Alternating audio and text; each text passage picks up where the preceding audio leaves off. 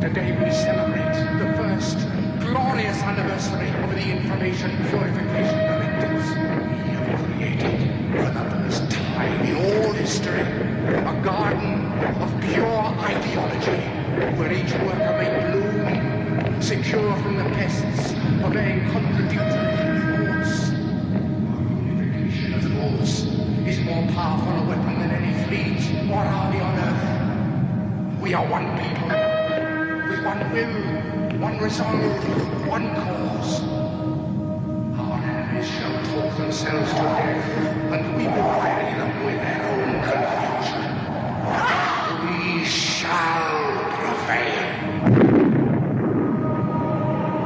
On January 24th, Apple Computer will introduce Macintosh. And you'll see why 1984 won't be like 1984.